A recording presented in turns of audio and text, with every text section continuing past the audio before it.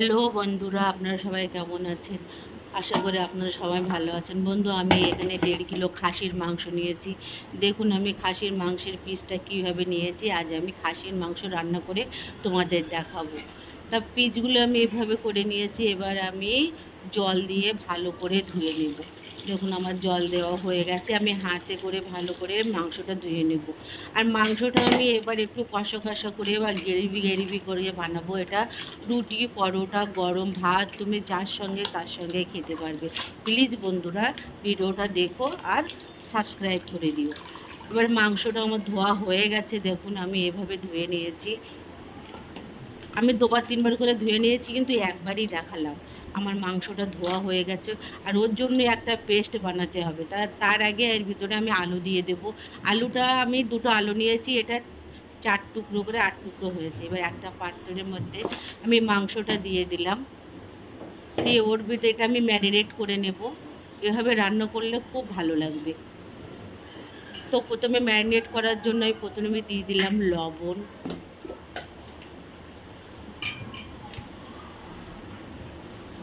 জিরে গুঁড়ো, লঙ্কা গুঁড়ো,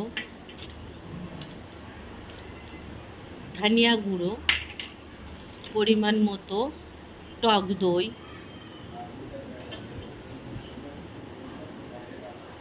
দই দিয়ে দিলাম। এবার এটা আমি ভালো করে মিক্স করে নেব। হাত দিয়ে ভালো করে মাখিয়ে নেবো। আমি হলুদটা দিতে ভুলে গিয়েছিলাম, ওটা লাস্টে দিয়ে দিয়েছি। এবার আমি ভালো করে মিক্স করে নেবো হাত দিয়ে, যেন মশলাটা ভালোভাবে মাংসের সাথে মিশে যায়, তবে টেস্টটা ভালো আসবে।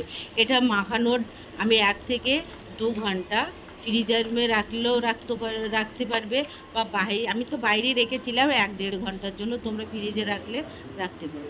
এবার প্রথমে আমি একটা পাত্রের ভিতরে পরিমাণ মতো সর্ষের তেল দিয়ে দিলাম। বন্ধুরা এই রান্নাটা আমি সর্ষের তেলেই করব। দেখুন এবার ওর ভিতরে সে কেটে রাখা আলুটা আমি দিয়ে দিলাম। আর উপর থেকে আমি অল্প লবণ আর একটু হলুদ দিয়ে একটু ভালো ভালো লাল লাল করে ভেজে নেব। আমার আলুটা এদিক এদিক করে লাল লাল করে আমি ভেজে নেব। দেখুন আমার আলুটা কীভাবে আমি ভাজছি। কেন পুরো যদি আমি মাংসের ভিতরে দিই তবে এতটা ভালো আসে না। আলুটা যদি একটু আগে থেকে ভেজে নেওয়া যায় তা খেতেও ভালো লাগে আর নরমও হয়ে যায়। দেখো আমার আলুটা ভাজা হয়ে গেছে, আমি তুলে নিলাম।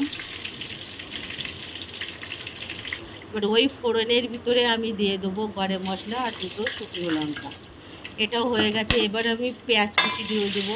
এখানে আমি 1-1.5 কেজি মাংসের জন্য 300-350 গ্রাম পেঁয়াজ নিয়েছি। পেঁয়াজটা আমি লাল লাল করে ভাজা ভাজা হবে। তার ভিতরে আমি আদা আর রসুন বাটা বড় 1 চামচের আমি আদা রসুন বাটা দিয়ে এটা আমি ভালো করে ভেজে নেবো লাল লাল করে। এখন মশলাটা একটু ভালো করে ভাজতে হবে। পেঁয়াজ, আদা, রসুন সব একসঙ্গে দেওয়া হয়েছে, কাঁচা গন্ধটা যেন থেকে না যায়। দেখো আমি এভাবে ভেজে নিয়েছি। আর 2-3টে রসুন এখানে আমি দিয়ে দিলাম। আস্ত রসুন দিলে এটা খেতেও খুব ভালো লাগে আর এটা উপকারও পাবে। এবার আমি এখানে 2টো টমেটো পিউরি বানিয়ে রেখেছিলাম, সেটা ওর ভিতরে দিয়ে দিলাম। দেখো আমি টমেটো পিউরিটা দিয়ে এদিক ওদিক করে নাড়াচাড়া করে নেব, কিন্তু টমেটোর কাঁচা গন্ধটা না লেগে যায়। এবার আমি পরিমাণ মতো লবণ দিয়ে দেবো, কেন মাংসের ভিতরে আমার লবণ দেওয়া আছে। পুরো মশলাটা আমি মাংসের মাখিয়ে রেখেছিলাম, ওই জন্যতে আর হলুদ টলুদ আর কিছু দেবো না। 2টো চেরা কাঁচা লঙ্কা দিয়ে দিলাম। এবার মশলাটা আমি ভালো করে কষিয়ে নেব। দেখুন চারিদিক দিয়ে যখন তেল ছেড়ে দেবে, তারপরে আমি যে ম্যারিনেট করে রেখেছিলাম মাংসটা, সেটা ওর ভিতরে আমি দিয়ে দেব। দেখো আমার পুরো কষানো হয়ে গেছে। এবার মাংসটা দিয়ে দিলাম। দেওয়া হয়ে গেছে, আমি একটু নেড়ে নেব। আর ওই মাংসটা ম্যারিনেট করে যাতে রেখেছিলাম সেটা আমি জল দিয়ে ধুয়ে অল্প পরিমাণে জলটা দিয়ে দেবো। ভালো করে কষাতে হবে বন্ধুরা। তুমি মাংসটা যত মশলার সঙ্গে কষাবে ততই কিন্তু খেতে ভালো লাগবে, কালারটাও ভালো আসবে। বাড়িতে কেউ অতিথি এলে এভাবে একবার মাংস বানিয়ে খাইয়ে দেখুন বন্ধুরা, খুব ভালো বলবে।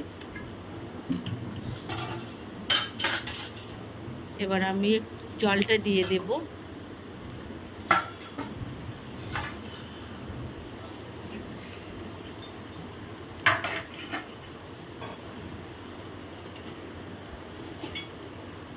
দেখুন সাইড দিয়ে তেল ছেড়ে দিয়েছে, কি সুন্দর দেখাচ্ছে।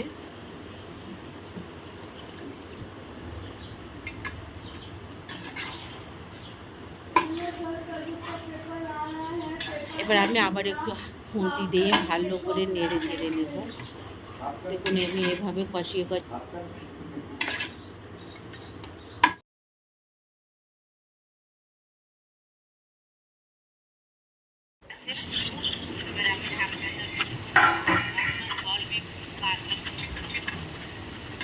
এবার আমি একটু খুন্তি দিয়ে নাড়িয়ে নেব, ভালো করে কষাবো। এবার জলটাও বার হয়ে গেছে, এবার আলুতে মশলাগুলো ভালোভাবে মিশে গেছে। এবার আমি যে আলুগুলো ভেজে রেখেছিলাম সেগুলো এর ভিতরে দিয়ে দেবো। এবার আলুটা দিয়ে আবার একটু কষিয়ে কষিয়ে নেব, মানে আলুটার ভিতরেও মশলা তো যাওয়া চাই। এবার আলুটা দিয়ে আমি খুন্তির সাহায্যে ভালো করে কষিয়ে কষিয়ে নেব। দেখুন পুরো সাইড দিয়ে তেল ছেড়েও দিয়েছে। এবার আমি পরিমাণ মতো গরম জল দিয়ে দেবো। এটা গরম জল দিলেই ভালো হবে। তোমরা নর্মাল জল দিও না, গরম জলেই রান্না করবে।